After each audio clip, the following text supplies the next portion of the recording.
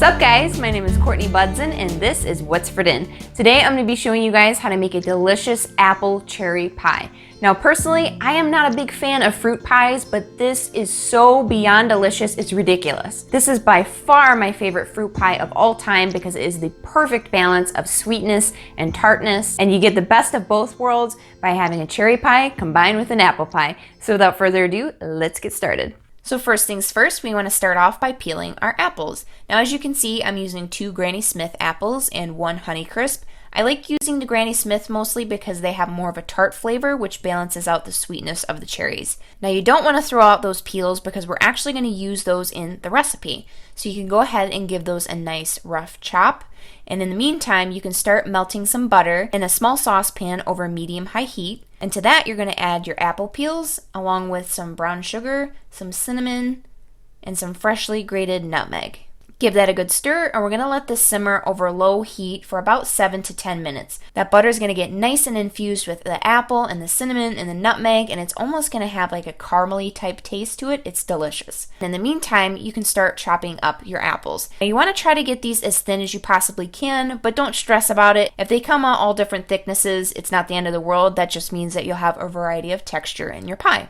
So for the cherries, I'm just using regular sweet cherries that are in the frozen section of my supermarket, and I let them defrost in the refrigerator overnight. That way we can accurately see how much juice is going to be left over. I had just under 1/4 cup, which is just perfect, because we're also going to add that appley butter mixture that we just created on the stove. But before we do that, you want to make sure that you strain out any of the apples, so I just pass it through a sieve, and then you can add that right to your bowl.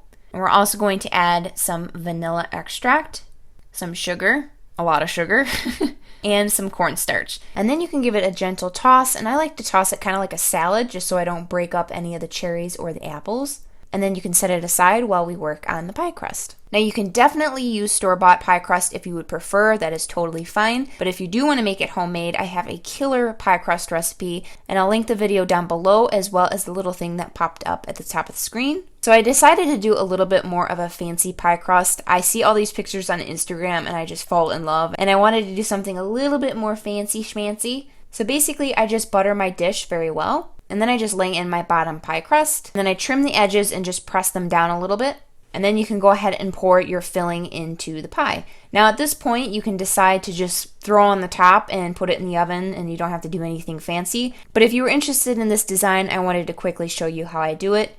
So basically, I just rolled out my second hunk of dough into whatever shape it decided it wanted to be in. And then I used a pizza cutter to cut out small strips of the pie dough. And then using a little bit of water, I conjoined the 3 strips together, and then I just braided it like I braid someone's hair. Then I dampen the outer crust just a little bit so that the braid will stick, and then I place the braid onto the pie crust edge. And I did that a total of 3 times. You can keep messing with it and make it any way you want.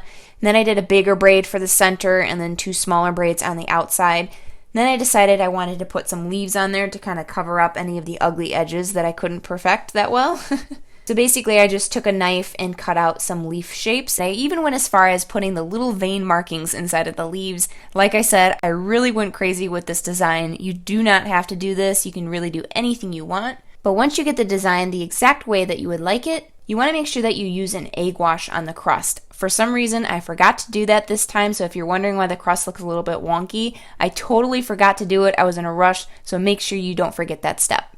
Now before I throw it in the oven, I like to put a baking sheet in the bottom rack so that if anything falls or spills out of the pie, it will fall on that and I don't have a mess to clean in my oven. And I also like to put a small ramekin filled with hot water. That way it creates a nice steam in the oven and it prevents that crust from getting super dried out since it has to be in there for quite some time. We're going to place the pie in a 450-degree oven for 10 minutes. And basically this is just to kind of freeze frame that crust in place so that it doesn't melt or do anything funky. And then after the 10 minutes, I like to reduce the oven to 350 degrees and set the timer for an additional hour. And to prevent the crust from burning, I like to put a little tent of tin foil over the top without actually pressing it to the crust so you don't ruin it. Now I always like to check on it after the 1 hour mark instead of just setting my timer to 1 hour and 30 minutes, because this can take anywhere from 1 hour to 15 minutes to 1 hour to 30 minutes. Basically, you just want to bake it until the center is nice and bubbly, and then you can take it out and then give it at least 30 minutes to cool and you are ready to serve.